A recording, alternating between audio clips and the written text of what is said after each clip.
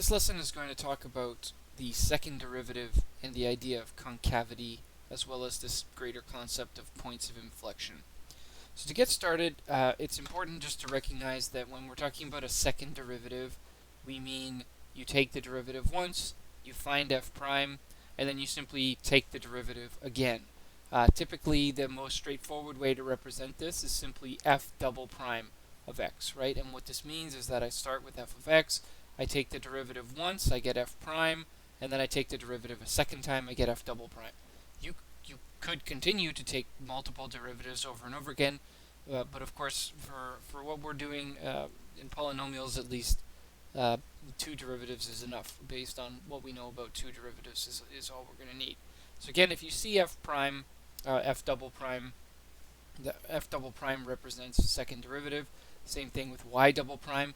In Leibniz form, although I don't think this comes up very often, it's dy dx still, but you have a squared after d and a squared after x. I don't think we're going to need that, but anyway, just so you know. Of course, taking a second derivative is very, very, very simple when you're dealing with a polynomial. When you're dealing with a rational, taking the second derivative can be quite challenging, and we'll look at a rational here quickly to show that. Sometimes it's not so bad, and it really does benefit you a lot to simplify the first derivative before you go to take the second. And if you can do that, it kind of minimizes the work. In any case, if our function is 6, and its derivative is 0, and the derivative of 0 is also 0, if our derivative, if our original function is negative 3x plus 2, our first derivative will be negative 3, our second derivative will be 0 as well. For this one, our first derivative is 4x plus 5, right, using our power rule, and the second derivative would be nothing but 4. Finally, for the last one, we know we're looking at 12x squared plus 10x plus 7, and this would have a second derivative of 24x plus 10. All I'm doing there is simply taking the derivative once and then taking it again, based on the second function. Now, when you go to do this with a rational, and this is again a very, very important skill for us, the function you're going to have on the test, this will be in the knowledge section, and it will be harder than this one. This is easier than what I'm going to give you, but I told you there would be a D2L practice applet, which will give you exactly the kind of question you're going to get. No surprises. It's very, very similar, just with different numbers. And we can look at that one together when I'm next time, or you can post questions about it or whatever.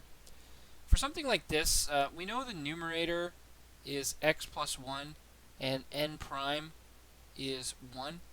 The denominator is x minus 2 and d prime is also 1. So when we go to take a look at this one, we start with, we subtract the denominator prime goes here, which is a 1. We'll put the numerator here, which is x plus 1. We'll put the denominator here, which is x minus 2, and then the derivative of the numerator goes there. We have our x minus 2 on the bottom. We are, of course, not going to fall into the trap of thinking that this and this can cancel, because remember, unless your question looks like this, bracket, bracket, over bracket, then you can cancel. Bracket, take away bracket, over bracket, you can't do anything with that, right? That's not like terms. You can't cancel from the top and the bottom unless you're canceling from every term. If you could cancel from every term, you could have factored it to the front first, which is why I say don't cancel until it's factored. In any case, we're not going to fall for that, so we're going to look at what could we actually do with this one. Now, of course, the bottom, there's not much I can do with the bottom, but the top I can clean up a little bit, right? I have x, x, first of all, the times 1 and times 1 is, doing nothing, right? So we don't need to worry about that. X take away x is 0, negative 2 take away 1 is negative 3, and meanwhile I have x minus 2 squared on the bottom. Now you see why this function actually isn't so hard to take a second derivative, And let me just warn you that this is not the way a lot of the questions we're going to do are going to go, but it doesn't mean it always has to be hard. If we simplify it here, we realize f prime of x is equal to negative 3 times x minus 2 to the negative 2, right? And therefore, f double prime of x has to be equal to 6 x minus 2 to the negative 3, and then times a 1 that we don't really need to worry about. So f double prime is equal to 6 over x minus 2 cubed, right? And that would be our second derivative. Notice that as you would expect, wherever the first derivative is undefined, the second derivative is undefined. So that same like x minus 2 is on the original, it's on the derivative, it's on the second derivative, and it's just going to keep being there as we go forward. Just to check this one quickly, we had x plus 1 over x minus 2. If we take the derivative once, and then we take the derivative of f prime, you can see there I get this, this expression. I'm going to say factor f double prime, and you can see it's the same answer as we got, right? 6 over x minus 2 cubed. So taking a second derivative is not a new skill. It's a skill you already have. Just, the derivative becomes the question. If you think about some of the worst derivatives, the most complicated derivatives you've ever done, you'll realize that a second derivative of any truly complex derivative is quite challenging, right? Because, of course, the first derivative is such a mess, the second derivative would be worse. But we're not going to go super complicated on this. And like I said, this D2L practice here for the knowledge, which maybe I can make available right now, will give you a sense of about as far as we're going to take it. Now on page 2, we're talking about concavity. Now, I think the best description of concavity is to take a look at a graph and then try and pick out, what do we think we're noticing. So here is a second derivative. Okay, a couple of while ago we had a student ask about what happens when the derivative is at a max or a min, right? The original function's at a max or min, the derivative's flat. What about when the derivative's at a max or min? What does that mean? So we want to take a look at that here. So first of all, I've drawn a function which is the second derivative. Okay, this is the second derivative of my original function, and my original function is here. Now, of course, one thing we should notice about a derivative and a second derivative is that the end behavior, right, for polynomials at least, it is similar because if you think about it, because every time you take a derivative you go down 1 degree, if you took 2 derivatives you would go down 2 degrees, meaning if your original function was linear, it was odd, your second derivative will be odd as well, given that it's not 0. Of course it could become 0, that would be a counterexample. But for example, a cubic, the second derivative of a cubic will be linear, they're both odd. The second derivative of a quartic will be a quadratic, they're both even. In my case, you can see my function is a quintic, degree 5, and my function, the second derivative that I started with, is a cubic. Now, if we look at this, it's actually, I think, quite difficult to tell what is the second derivative telling us. For example, if I move this point over here, it's like it causes the function to change, but, like how? How is it changing? What am I actually seeing that's causing these things to change?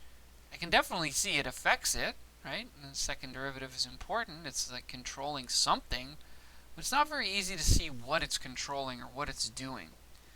To make this a little easier, I'm going to draw the second derivative again. But this time, let's really try to zone in on its positive and negative regions. So notice I've left a certain interval positive and a certain interval positive after 2, but of course in these two regions in the middle it's negative.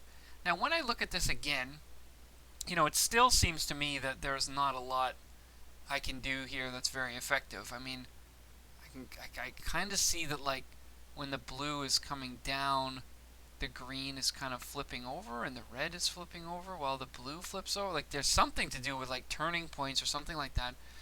Let's break it down even further. Okay, I'm going to hide the original function for a sec, and let's just draw the original function where the second derivative is positive.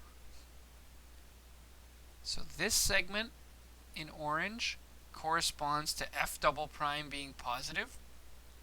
This segment in orange corresponds to f double prime being positive. So what could we say based on this? When the second derivative is positive, what's the behavior that we're noticing in the original function? Maybe the complete picture will help. Let's look at the original function again, but just the two negative sections. So look, the two negative sections open downward, right? They both have like a downward opening shape to them. The two positive sections open upward, right? And actually, when I move this, right, what's moving is the place at which the function stops rolling over downward and starts, into its sort of recovery back upward. And this is the idea of concavity. There are only two kinds of concavity. There's concave up, which you can see in this picture is the orange, and there's concave down, which in this picture is the blue. When I hide the original function, right, you can see that my function, which is the quintic, right, the degree 5, it has a concave down section at the beginning where the function is opening down, then it switches to opening up, then it switches to down, and then it finally ends up on opening up again. And this is the idea of what is concave up and concave down. Okay? So the second derivative, it's a lot harder to draw a second derivative based off of the original, right? And that can be quite challenging. I would suggest, I'll show you some techniques for how to do that. But ultimately, when we go through these questions, ultimately try to understand it as, okay, a cubic. If you think about a quadratic, right? So let's go to this example here as a quadratic. Of course, if I ask you the question, when is the graph opening up and when is the graph opening down, you have to tell me it's concave up always, right? It never stops being concave up because it's constantly in an upward opening shape, right? Now, this should make sense because when we go to take f prime here, we get 2, and when we go to take f double prime, we just get, we get 2x, sorry, for f prime. F double prime, we get 2.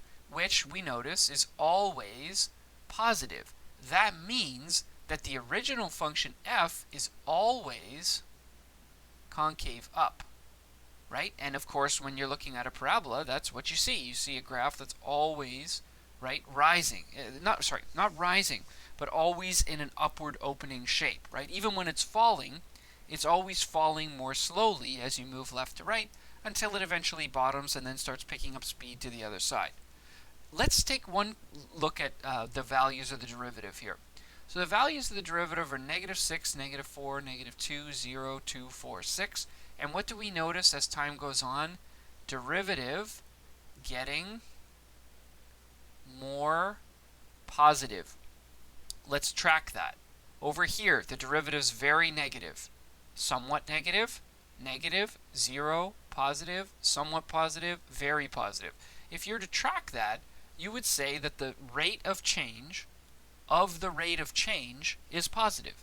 Because the rate of change is very negative here, less negative, and then it starts to get positive and more positive.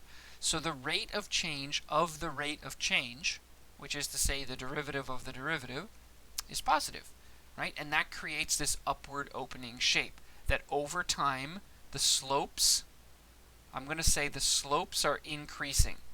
Okay, and that's what's happening in that picture. The slopes are getting more and more positive as you read it from left to right. Now, there's two other things we can do to help find when it's concave up. So second derivative values are positive. We noticed that, in terms of this picture. Now, there's one other thing here, though, that can help you when you're trying to draw a graph or trying to recognize when something is concave up. I'm going to get GeoGebra to draw a bunch of tangents. Okay, so let's just take a look at something like this. So same sort of graph. I'm going to draw x squared, and I'm going to draw a bunch of tangents. Okay, so I'm going to go sequence. We want to draw a tangent at k, f of k, at that point to the function f, and we want, let's say, k, let's say from -3 to +3, and let's say we want to draw them every 0.2 in terms of space, right? So what did I just do? I just drew, 30 tangents on this graph, and what you notice about these tangents is that every single one of it's kind of interesting. You can see how they could use this to like design like models of 3D spaces, right? We get this sort of like surface effect. But what you notice about this, the tangents, right? Every single tangent is below the graph.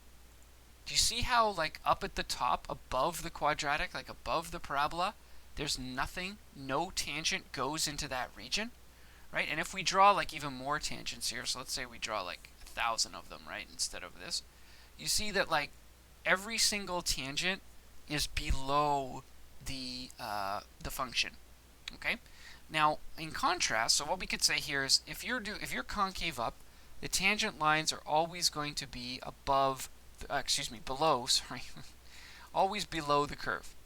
And you can verify this yourself if you go to actually draw some tangents on this thing, right? You'll find that, this one is below. Well, of course, I'm so bad at drawing these lines on this tablet thing. Sorry, this is not going to be pretty. But this one's below, this one's below, this one's below, and so on and so on, right? And we can see here that when you draw a lot of tangents, right, we find that every single one of them is below the graph. Now, on the other hand, if I were to put this x squared upside down, what we notice is that all of the tangents are now above the graph, right? And you can see that the graph itself, there is no tangent that sort of comes into this space. Now, of course, when you look at a cubic, let's make a cubic x cubed minus x. Now, in this one, it's harder to see, you see, because some of them are above and some of them are below, right? And it's like, how do I know which one is which? Well, let's suggest we separate them into two regions. Firstly, I'm going to draw tangents only from -3, and I'm going to stop at 0. And again, let's draw a few more. Let's draw twice as many.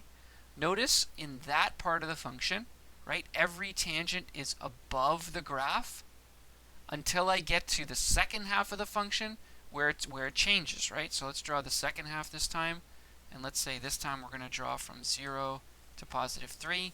And just to make it easier, let's put these ones in a different color, so we'll say they're blue. Okay, now the blue tangents, right, are all below the curve. The green tangents are all above the curve. This is because a cubic has a concave down half, right, which is the first half, and then a concave up half, which is the second. So once again, tangents above if it's concave down, tangents below if it's concave up, right? And that's one of the ways that you can tell the concavity based on this. So once again, we can go through this, but this is -2x, this is -2. F double prime is always negative. It's always less than 0. Therefore, f of x is always concave down. And that should make sense with a parabola. Tangent lines are above the curve. Again, you can draw a couple of them just to, show. They're all above. And the second derivative values are all negative, okay? And that tells you, that's one of the ways you can sort of tell these things apart. Now, when we go on to page 3 here, so this is A, then B, then C, then D. All right, sorry, this is organized a bit differently. So, of course, the natural question is, what happens right where the graph changes from concave up to concave down? And in order to understand this, we need a new term, because it's not a max and a min. Like, let's go back and look at my cubic for a sec. Look at the point where the tangents stop being above and start being below, right? It's like somewhere in this region where you can see the green tangents are starting to poke above and the blue tangents are starting to come below, which they're not supposed to do because they're entering a region they don't belong. And so right here, right at 0, right, we can see that this graph changes from opening down to opening up. What we call this right here is a point of inflection. Okay, point of inflection. I don't think it can have that name. Anyway, well, I'll just call it again. Sorry, inflection point. Okay, now an inflection point is a lot like a local min or a local max. What was the definition of a local min or local max? The derivative was 0, and the derivative changed signs on either side. Now, what's happening with an inflection point? The second derivative is 0, and do you want to guess what's happening to the sign of the second derivative at this exact value? Let's check. Derivative of f, right? And look exactly what we would expect. The second derivative is a straight line because a cubic would knock down to a quadratic, which would then knock down to a linear. And the linear changes from being negative to being positive at exactly the same place that the function stops opening down and starts opening up. So what is a point of inflection? It's a point where the second derivative is 0 and the second derivative changes signs from negative to positive or vice versa. Okay? And that is what this is telling us. A point of inflection is a point at which the graph changes from concave up to concave down. Point of inflection occurs at c f of c on the graph if f double prime changes sign. Okay? So a lot like your first derivative test, this a point of inflection, in order to recognize a point of inflection, you have to show that there is a sign change. Okay? And again, people will lose marks on this because what they will do is they'll go f double prime x equals 0, they'll solve it, and then they'll just call it a point of inflection, but they'll forget to check, right? You have to check signs. If you do not check signs, right, you haven't proven to me that you know what you're doing, which is to say you're not sure it's actually a point of inflection, because of course it might not be, right? What if it went positive to positive? Is that still a point of inflection, or is that something else? It has to change signs in order to be a point of inflection. Okay, really, really important. Now again, all points on the graph that are points of inflection have to have f double prime equals 0 or f double prime undefined. But remember, not all f double prime x equals 0 or f double prime x equals undefined are points of inflection. So much like the same thing with maxes and mins. If it's a max and min, I can guarantee you it has a flat tangent. But if it has a flat tangent, I can't promise you it's a max or min, right? It's the same logic at work here. How do you actually find the point of inflection? Well, as you would expect, we're going to find the second derivative, we're going to set it to 0, solve it, and then we are going to show that there is a change of sign, exactly the same way that we would do with the first derivative. But if anything, it's often easier than the first derivative because the second derivative is normally a simpler function. Remember, it's a degree lower. In the case of a rational, it might not be, but even in rationals, you'll find that the function doesn't necessarily always get more complicated.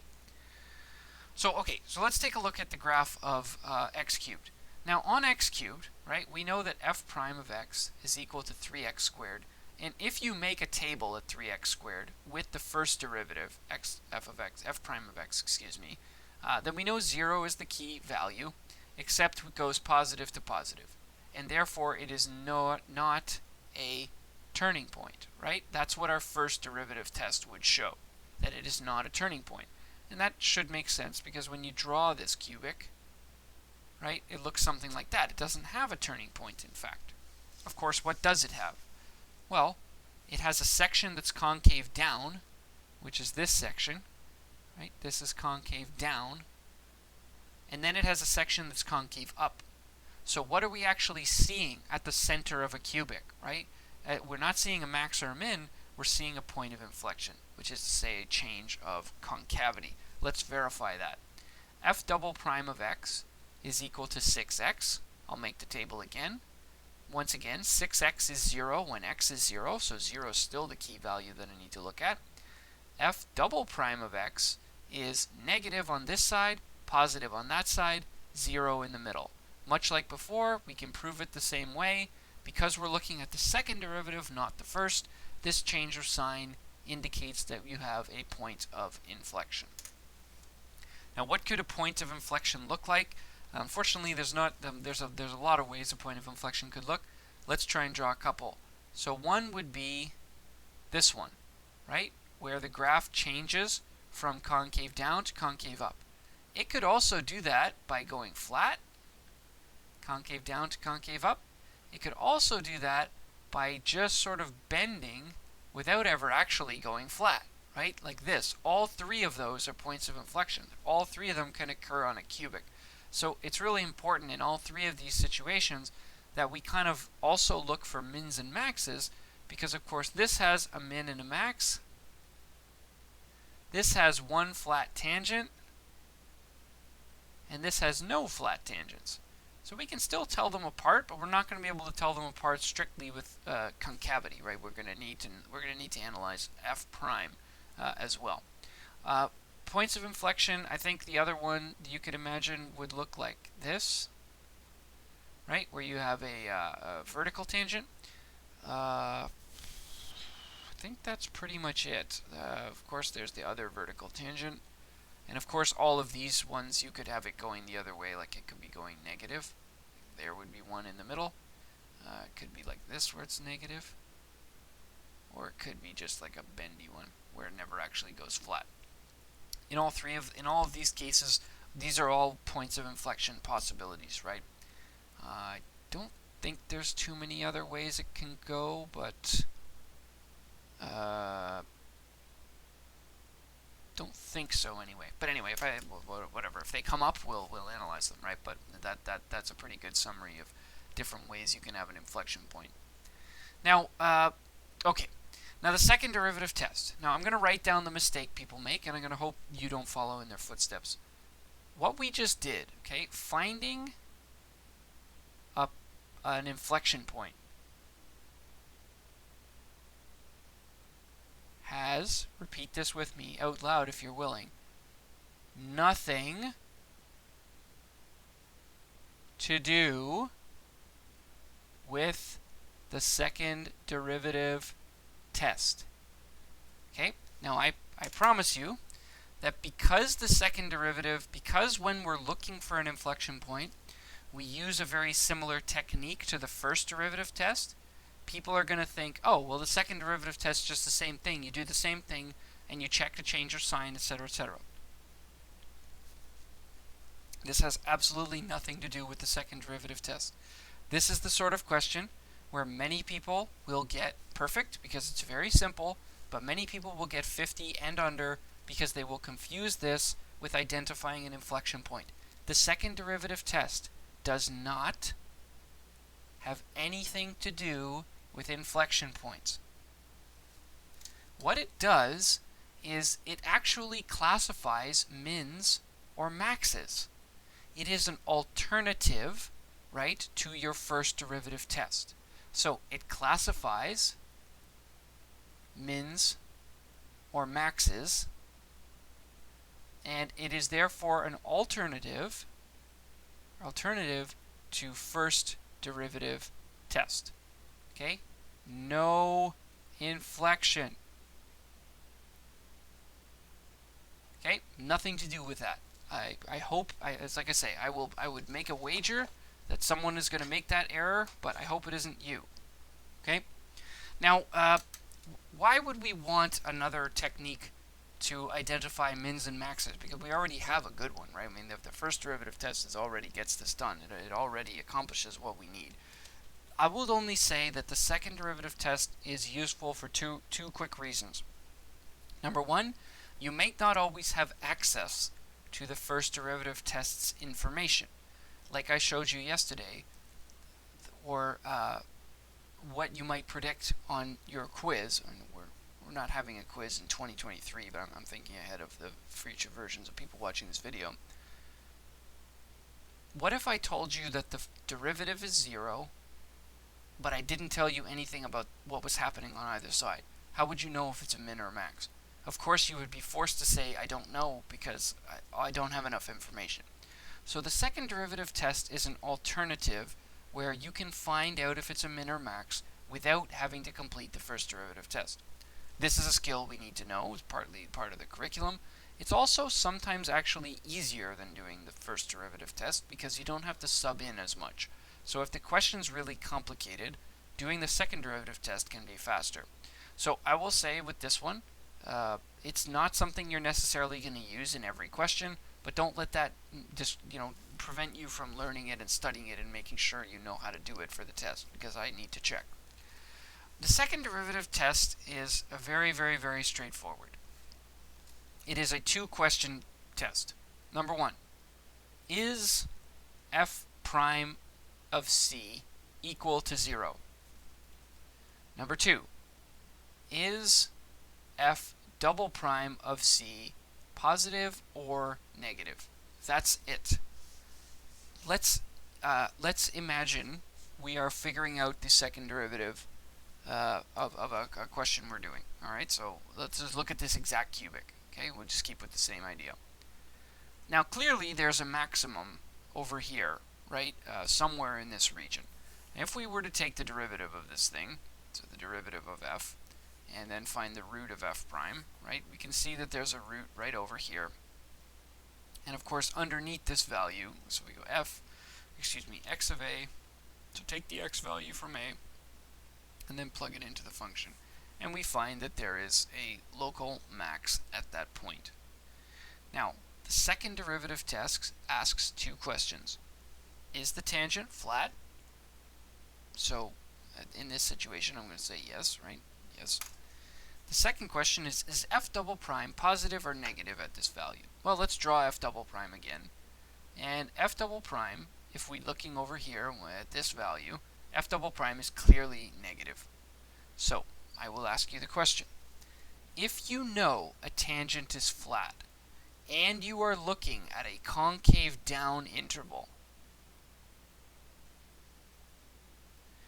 it should be clear to you that there is only one possibility for what you're looking at.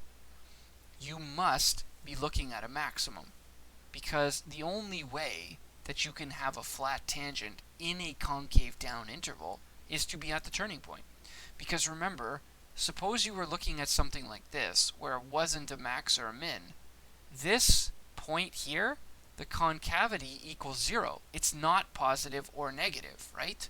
And my question is f double prime positive or negative?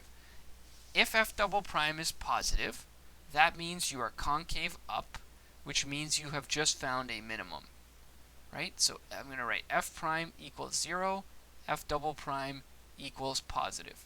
Okay? If f double prime is positive, you must be looking at a minimum. If f prime is 0 and f double prime is negative, you must be looking at a maximum. Now, if f prime is 0 and if f double prime is also 0, the test comes back as inconclusive. In other words, it doesn't help you. It can't answer the question. And of course, the reason for that is consider what it would tell you about x cubed versus x to the 4. Look at the second derivative of x cubed. It says that the function, right, that it gives you a reading of 0. And clearly what's happening at this value is an inflection point.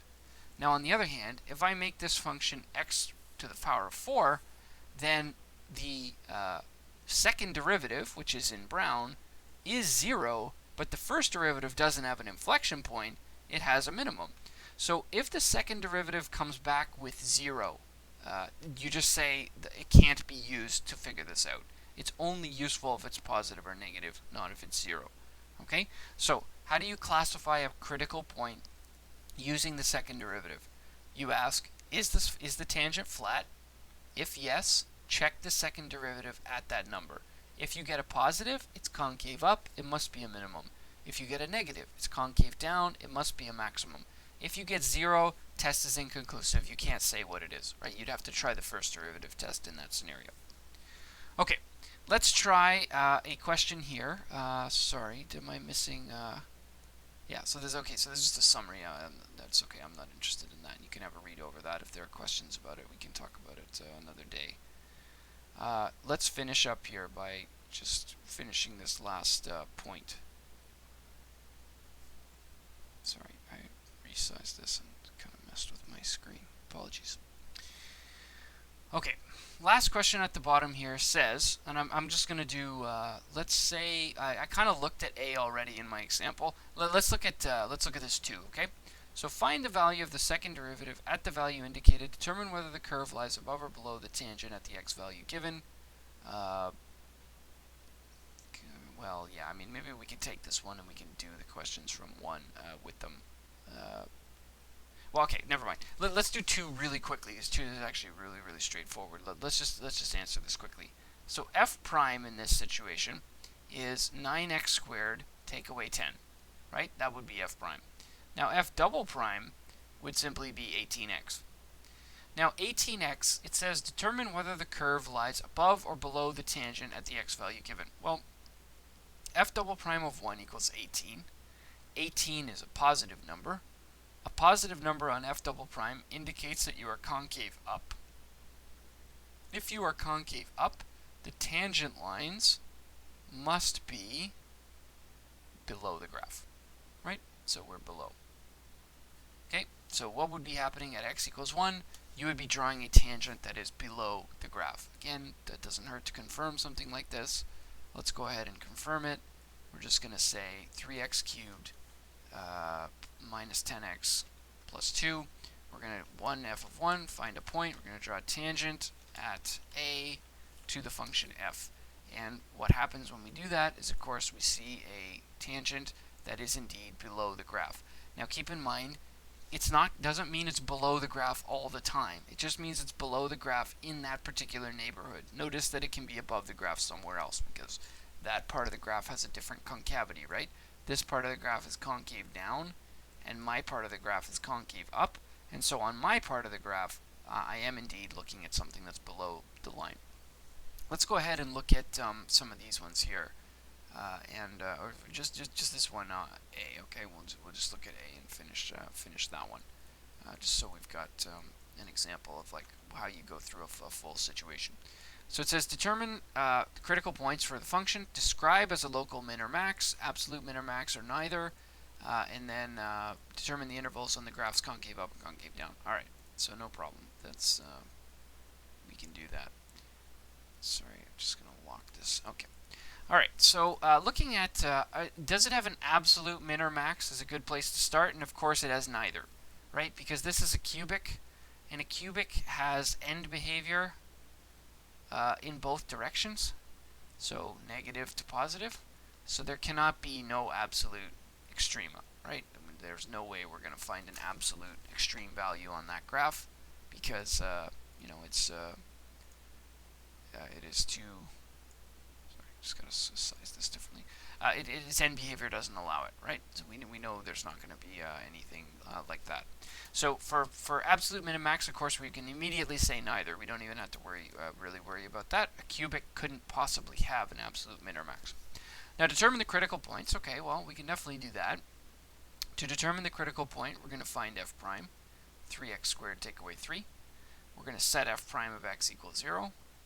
And therefore, what's going to happen is we get 3x squared take away 3 equals 0, which is the same thing as saying x squared take away 1 equals 0, which is the same thing as saying x equals plus or minus 1, right? And that should be similar to what, well, I know we didn't graph this exact one, but it was x cubed take away 3x, right? And what we're expecting to see is if I draw x equals 1 and x equals negative 1, I can find exactly where the mins and maxes are, right? So I found my critical points.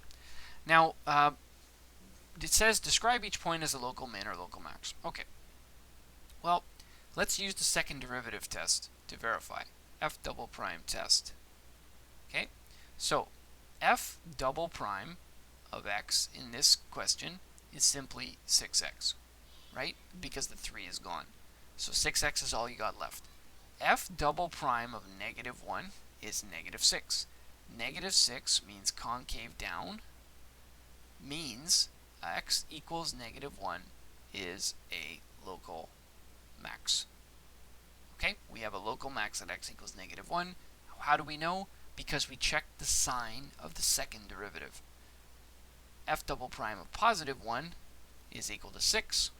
This proves that it's concave up, and therefore at x equals 1 is a local min. Okay, so we were able to find the critical points. Well, actually, sorry. Technically, to be a critical point, a point is an x and a y. So let's just verify we know if we actually plug in 1 and negative 1, what do we get? So if you plug in 1, you get 1 comma negative 2. So that's the local min. And here, the local max is, of course, -1 with a +2, right? So it's an odd function. It should have that sort of symmetry, right, where the x and y can swap positive, negative signs. It should work. Determine the intervals on the graph where it's concave up or concave down. Well, again, this is really easy, right? Because what we're going to do here is we're going to put f double prime in, which we know is 6x. We know 6x is only going to be 0 at 0. And, of course, before 0, it's negative. After 0, it's positive. So, it's concave up, concave down, let's say, as when x is anywhere between -infinity and 0. And it's concave up, x is any number between 0 and infinity, right? And that's your concave up and concave down regions. Again, not that hard to verify this. We go derivative of the derivative of f, and then we see that f is positive on the right, which is similar where it's concave up, and f is negative on the left, which is why it's concave down. Okay, so that's your concave up, concave down intervals, right? It's a very simple chart. Often it will be a chart as simple as that with only one root on it. Determine the points of inflection and then graph. Okay, so point of inflection, I mean, we've already done it. We just have to recognize it. F double prime changes signs at this value. This means you have a point of inflection at x equals 0. Now, of course, when x is 0, f of 0 is also 0, so we get the point 0, 0 is a point of inflection. Okay, and now it's asking us to graph. So, we can graph, we can just use the information we already have. I know from what I said that there's a point of inflection there. There's a minimum at 1, -2, which is a min. There's a maximum at -1, 2. And I also know that it's a cubic with a leading behavior of a positive. So, it's got to come down. So notice I draw a concave down in this shape. Then I switch it over to concave up. And of course, what's interesting about this is, we don't always necessarily know, nor do we always need to know the x-intercepts.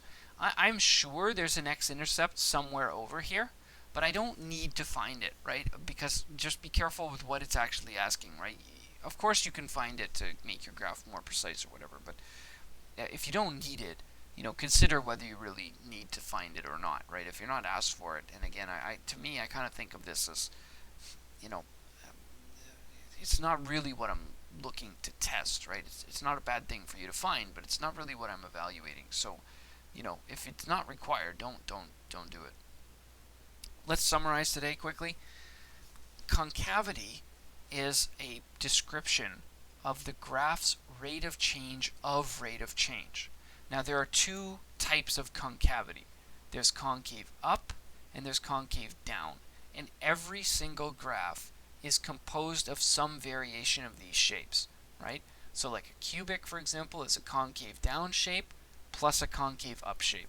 A quartic is a concave up plus a concave down plus a concave up again, right? A parabola is just a concave up shape, and so on and so on. So this is a good way to understand what's happening at a certain place. And it again it answers the question from the other day about what's the difference between a V shape and a cusp when we go to look at the derivatives. Because in the case of this one, the derivative goes negative, undefined, positive, and in this one, the derivative goes negative, undefined, positive. So what's the difference? Well, look at the second derivative. The second derivative here would be 0, because there is no concavity, right? F double prime would be 0. Whereas here, f double prime would be negative, undefined, and then negative again, because it's concave down, and then it's concave down again, right? The two sections are concave down. So this is a test you could use to differentiate between those two. As I say, I wouldn't worry too much about that, because absolute value with this V shape is not something we're going to see in this unit. But anyway, that's there. The biggest thing I think you should try to remember, as I say, there's two things that people lose marks on here. They get the idea of a point of inflection, they get how to find it. They don't remember how to prove it's a point of inflection. Remember, until you show me that it changes signs on both sides, you cannot get perfect score on a point of inflection question. So really try to remember that. If I'm showing a point of inflection, I have to show the change of sign. Now, don't mistake that for the second derivative test. The second derivative test is not about points of inflection. It's not about proving that you found a point of inflection.